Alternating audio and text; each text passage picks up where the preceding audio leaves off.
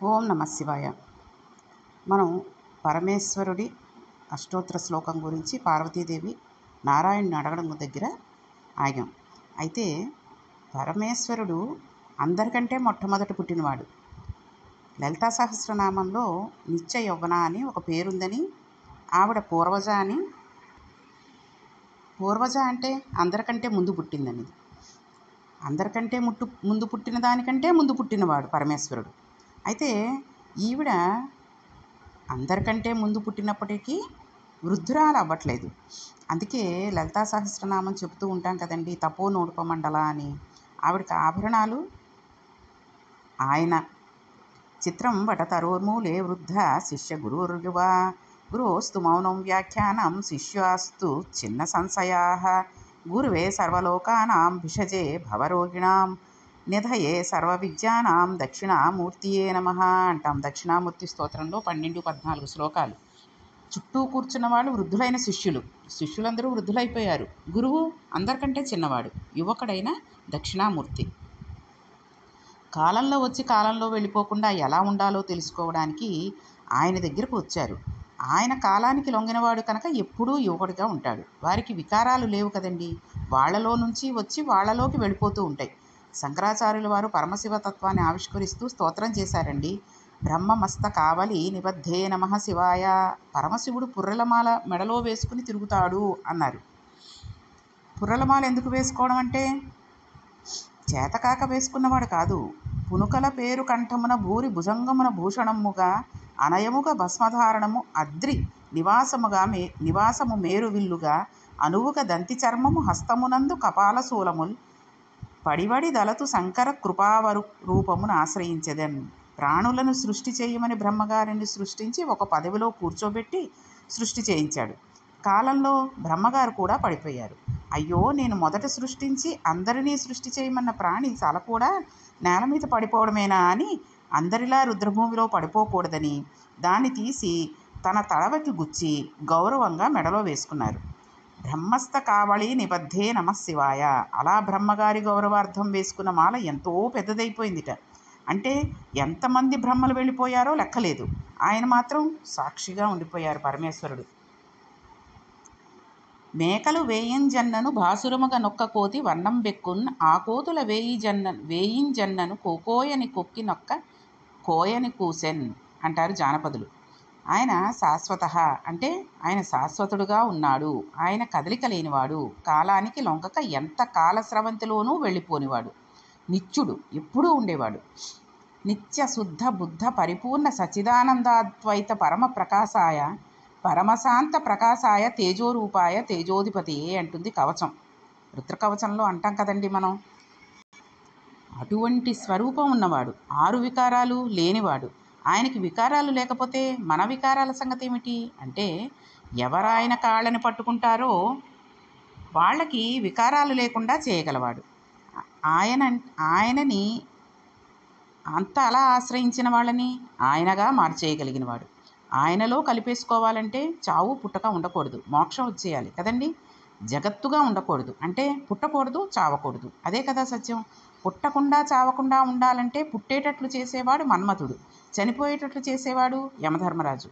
పరమశివుడు మన్మధుడిని కాల్చి చంపాడు, యమధర్మరాజు గుండెల మీద కాలితో తన్ని చంపాడు. కాబట్టి ఇదే ఆఖరిసారి పుట్టడం, ఇంకా శరీరం పొందవలసిన అవసరం లేదు. ఎందుకంటే ఆయనలో కలిసిపోవడం కావాలి మనకి. ఆయన పాదాలు పట్టుకున్నవాడు ఆయన యందే కలిసిపోతాడు. కాబట్టి ఆయనని పూజ చేయడం, ఆయనని ఆశ్రయించడం అంత గొప్ప పుణ్యాన్ని ఇచ్చేస్తుందన్నమాట.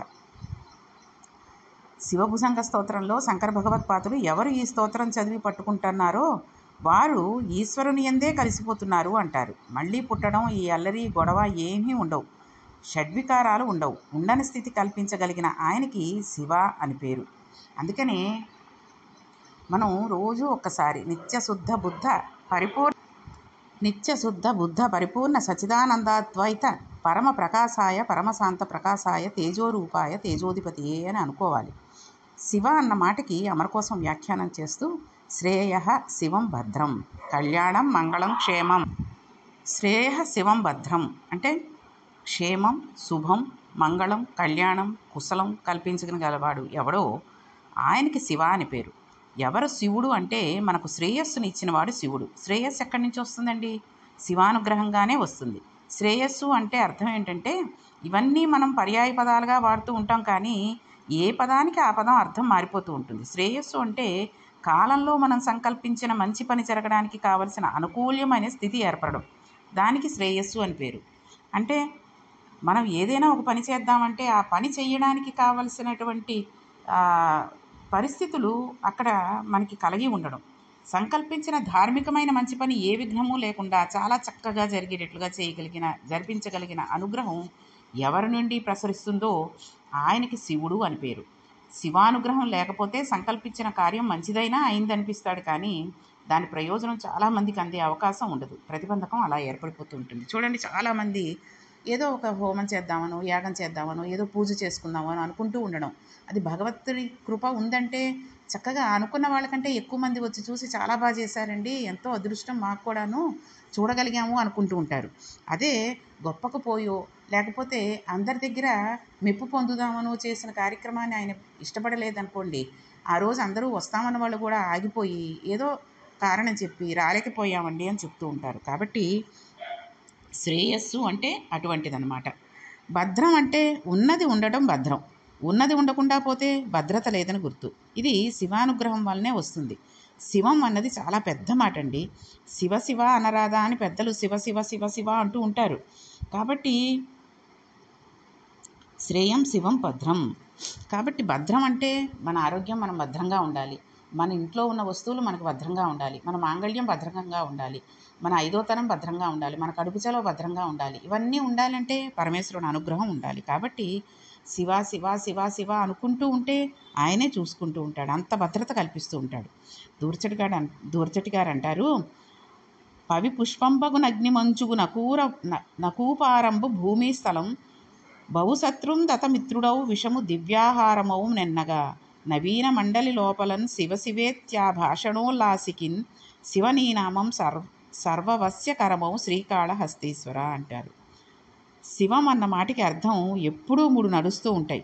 ఆ మూడిటి మీద మనకి ఆధారం అధికారం ఉండదు.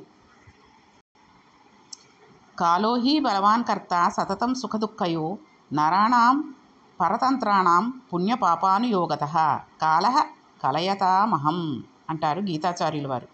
ఈశ్వరుడు ఒకడు ఉంటాడు, ప్రారంధం చేసుకున్న పాపం ఒకటి ఉంటుంది, అనుభవంలోకి వస్తూ ఉంటుంది. మనకు అది తెలియదు, కాలంలో వస్తుంది. ఇచ్చేవాడు ఈశ్వరుడు. అనుకున్నవి అనుకున్నట్టుగా జరగవు. ఎందుకని? పరమేశ్వరుడు అనుగ్రహం ఉండదు. అసంకల్పితమేవేహ యథకస్మాత్ ప్రవర్తతే నివర్త్యారంభమార్థారం నను దైవస్య కర్మతత్. రాముడు అయోధ్యకాండలో నువ్వు నేను ఎవరిమి అంటూ ఉంటాడు. ఎందుకని? గురోరప్య వలిప్తస్య కార్యకార్యం అజానతః ఉత్పదం ప్రతిపన్యస్య కార్యం భవతి శాసనం. లక్ష్మణుడు దశరథుడు రాజ్యం ఇవ్వకపోతే చంపేస్తాను అన్నాడు.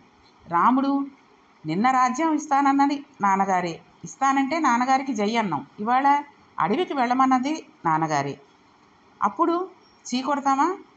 తప్పు కదా. నిన్న రాజ్యం ఇస్తానన్న నాన్నగారు ఇవాళ అడవికి ఎందుకు వెళ్ళమని అన్నారు? ఆయన మనసులో ఏదైనా మార్పు వచ్చిందా? బద్ధుడే ఇప్పుడు ఎందుకు పంపిస్తున్నారు? లక్ష్మణ, నాన్నగారిని సత్యంలో నిలబెట్టి ఆయన ఇస్తానని అన్న వరం గుర్తు తెచ్చుకుని కైకమ్మ రూపంలో అడిగి అరణ్యానికి పంపుతున్న దైవం కళ్ళ ఎదుట కనబడదు, నిమిత్తంగా నాన్నగారు కనపడతారు. ఎవరితో దెబ్బలాడతావు? అనుదైవస్య కర్మతత్. దైవం విధించిన శాసనానికి ఒడంబడిక చేసుకున్న పాపం ఉంటుందండి. పెట్టే సర్ది మనం బయలుదేరడమే. అది ధార్మికుడు మాట్లాడేది. ధర్మం తప్పేవాడు ఈశ్వరుడు మీద తిరగబడి కొత్త పాపాన్ని మూటకట్టుకుంటూ ఉంటాడు. మనం చూడండి, ఏదైనా మంచి జరిగిందనుకోండి, మన వల్లే అనుకుంటూ ఉంటాం. నా వల్లే, నేను ఇంత కష్టపడ్డాను కాబట్టే జరిగింది, ఎంతలా తిరిగానండి, వాళ్ళు చుట్టూ తిరిగానండి అంటే నువ్వు తిరిగినందువల్ల రాలేదు. తిరగ్గా నీ పాపం బద్దలైపోయి ఆ చేస్తానన్న వ్యక్తి, ఆ హోదాలో ఉన్న వ్యక్తి చేత పోన్లే ఈ పిల్లాడు నా గురించి దండం పెట్టుకుంటూ ఏదో తిరుగుతున్నాడు, ఇప్పటికి వాడి పాపం పోయింది, వీడికి మంచి చెయ్యి అనేటటువంటి బుద్ధిని ఆ యజమానిలో కల్పించేటట్టుగా పరమేశ్వరుడు చేస్తాడు. కాబట్టి అప్పటి వరకు తిరిగి సంతకం పెట్టని వాడు ఆ రోజు వెళ్ళగానే సరే రావయ్యా సంతకం పెట్టేస్తాను వెళ్ళు, ఎన్నాళ్ళని తిరుగుతావు అని పెట్టేస్తాడు, ఇంకేమీ మాట్లాడించడు. కాబట్టి అది ఎవరు చేశారు? పరమేశ్వరుడు చేశాడు. అంతేగాని జరగలేదు కాబట్టి ఎన్ని గుళ్ళు తిరిగానండి, మీకు ఎన్ని అభిషేకాలు చేశానండి, ఎన్ని పూజలు చేశానండి, ఎన్ని రోజులు ఉపవాసాలు ఉన్నానండి.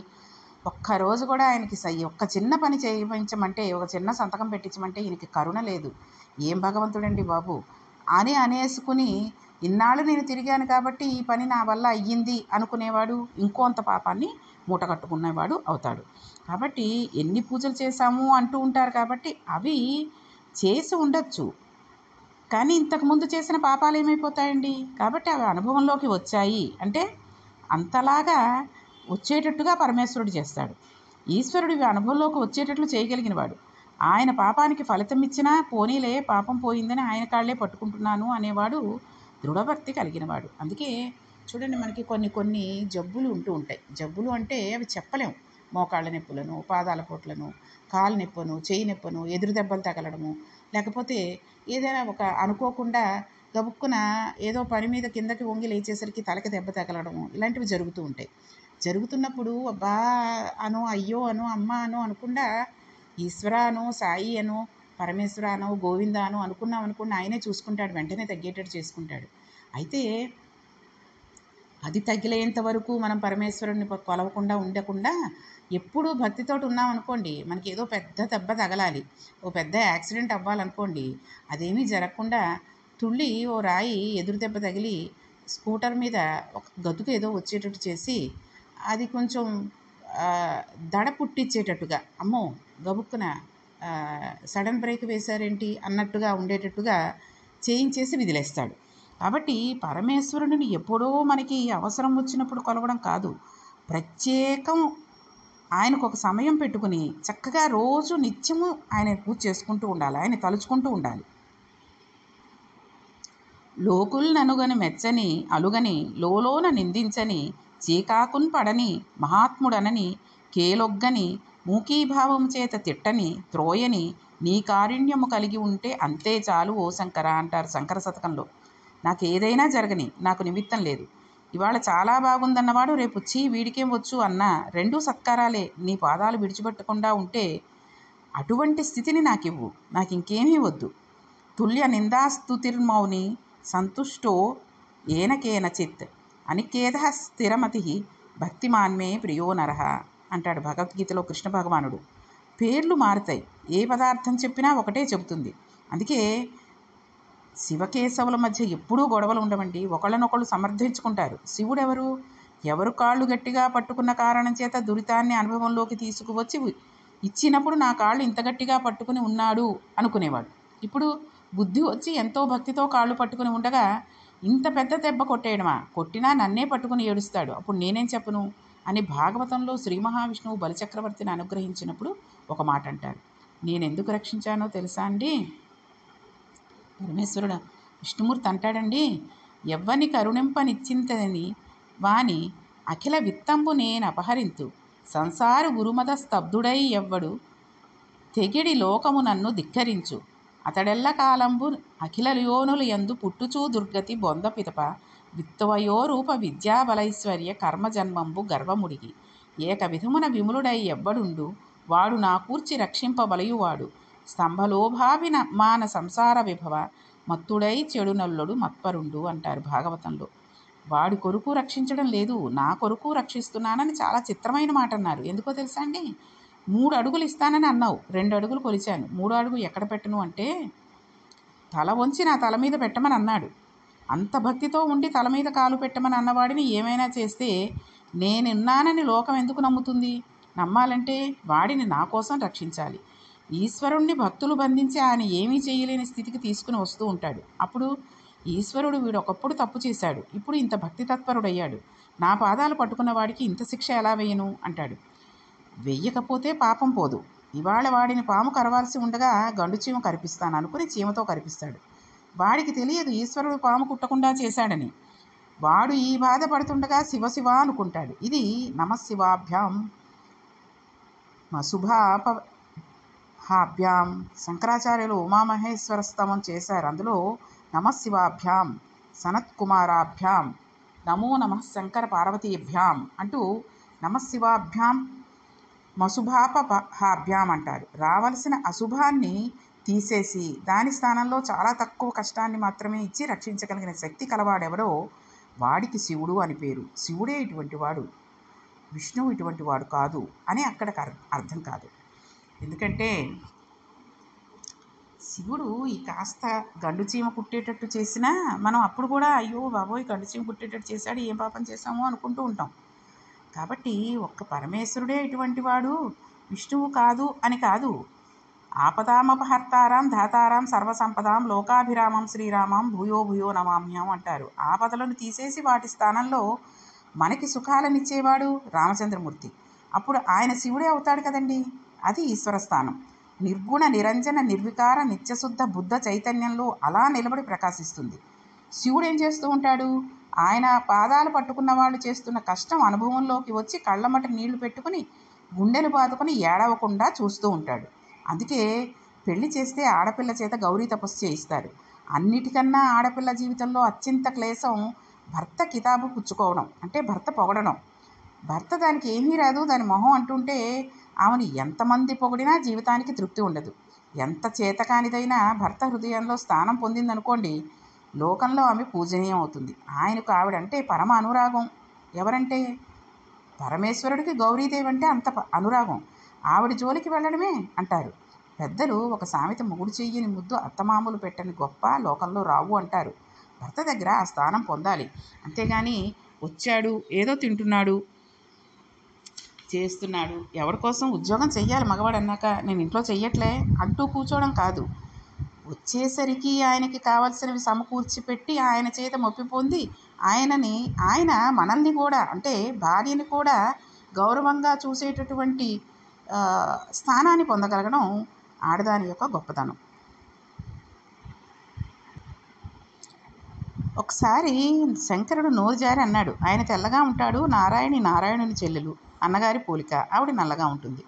అసలు పరిహాసాలు ఆడడం రాని స్వామి అమ్మవారిని చూసి కాళీ అన్నాడు. అంటే ఆవిడెప్పుడూ నల్లనిదానా అని అనలేదు. ఆవిడ్ని ఎంతో ప్రేమగా ఉమా శైలజ అంటూ పిలిచేవాడు. వెటకారంగా పిలిచారు. తెల్లవాడిని నేను, నల్లదానివి నువ్వు అన్నారని ఆ పాటి పరిహాసానికే ఆమె తట్టుకోలేక యోగాగ్నిలో పడి తెలుపు పసుపు ఎరుపు రంగులతో కూడి ప్రకాశిస్తున్న తత్వంలో ఎడమ తొడ మీద మీ తెల్లటి పాలిపోయిన తెలుపు గొప్ప, నారంగు గొప్ప అని గౌరవవర్ణంతో వచ్చి కూర్చుంది. ఖాళీ అన్నందుకు ఇంత ఉద్ధత గౌరీ అని ముక్కున వేలు వేసుకున్నాడు ఆయన. మన మనస్సులో నేను ఆ పాటి తగినదాన్ని కాదన్న దృష్టి భార్యకి ఉండకూడదు. అందుకే ఆవిడ ఏమనుకుంది గౌరీదేవి, ఆయన మనసులో నేను ఆ పాటి తగినదాన్ని కాదని కూడా నేను అంగీకరించలేను. పరమశివుని పొంది పార్వతీదేవి గొప్పదా, పార్వతీదేవిని పొంది పరమశివుడు గొప్పవాడా? ఆయన తీర్పు చెప్పలేనని అన్నాడండి. కళాభ్యాం చూడాలంకృత శశికళాభ్యాం నిజతపః ఫలాభ్యాం భక్తేషు ప్రకటిత ఫలాభ్యాం భవతు మే శివాభ్యామస్తోక త్రిభువన శివాభ్యాం హృది పునర్భవాభ్యా ఆనంద స్ఫురదనుభవాభ్యాం నతిరియం అన్నారు శంకరాచార్యులు వారు శివానందలహరిలో. మొట్టమొదటి శ్లోకం అదేనండి. అమ్మా, నీ తపస్సుకి ఫలం ఆయన తపస్సుకి ఫలం నువ్వు. ఆయన జోలికి పెడితే నీకు కోపం వస్తుంది, నీ జోలికి పెడితే ఆయనకు కోపం వస్తుంది. పరాశర భట్టారులు వైష్ణవ సంప్రదాయంలో శ్రీగురుని రత్న కోసం చేశారండి. అందులో శ్రీ శ్రీ రద్గే సయ తవచ హృద్యం భగవతీం శ్రియం తత్వో పుచ్చేర్యయ మిహ పణామస్మృడుతరాం దృశౌ తే భూయస్తాం సుఖతరలతరే శ్రవణతః పునఃహర్షోత్కరాత్ స్ఫుటతు భుజయోః కంజుకసతం. శ్రీ మహావిష్ణువు ఎప్పుడూ రాక్షసుల వలన భక్తులకు ఆపద వస్తే వెళ్ళి యుద్ధం చేయడానికి కవచాలు కట్టుకుని కూర్చుంటాడు.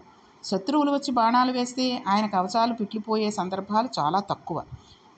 కాబట్టి ఒక ఆయన దగ్గరికి వెళ్ళి లక్ష్మీదేవిని స్తోత్రం చేస్తే పొంగిపోయాడు. ఆయన 100 కవచాలు పిట్లిపోయి కింద పడిపోయాయి.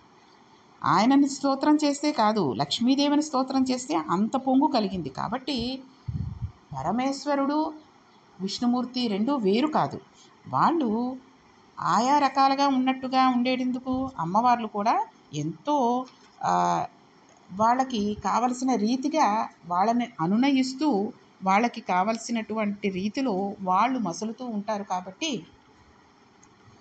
పరమేశ్వరుడు శ్రీ మహావిష్ణువు కూడా అంత పొంగిపోయి మనకి ఎంతో గొప్పగా చక్కగా మనకి కావలసిన కోరికలు తీరుస్తూ ఉంటారు. అందుకే లలితా సహస్రం చదివిన తర్వాత అయ్యవారిది ఏదో ఒక స్తోత్రం ఏదో ఒకటి చెయ్యాలి. అలాగే విష్ణు సహస్రం అయిన తర్వాత అమ్మవారి శ్లోకం ఏదో ఒకటి చదువుకోవాలి. లక్ష్మీ స్తుతి ఏదో ఒకటి చదువుకోవాలి. ఏమీ చదవలేమండి, ఇది చదివేసరికి చాలాసేపు అయిపోయింది, ఇంకెక్కడ చదవమండి, మళ్ళీ అంటే నీరసం వచ్చేస్తుందంటే ఓం నమ శివాయ, ఓం నమ శివాయ, ఓం నమ శివాయ అని 11 సార్లు అనుకోవాలి. లేదా ఓం శ్రీ లక్ష్మీనారాయణ నమః, లేకపోతే గోవింద గోవింద గోవింద అని 11 సార్లు అనుకోవాలి. అదే అయ్యవారి అష్టోత్తరం, అయ్యవారి సహస్రం చేసాం, విష్ణు సహస్రం కానీ శివ సహస్రం కానీ చేసాం, అప్పుడు చేసినప్పుడు అమ్మవారిని తలుచుకోపోయినా అమ్మవారికి కోపం రాదు. ఎందుకంటే మా ఆయన గురించి ఇంత గొప్పగా ఆయన చదివారు, వాళ్ళు శ్లోకం చేసుకున్నారు, అంతకంటే ఏం కావాలని ఆవిడ పొంగిపోతుంది.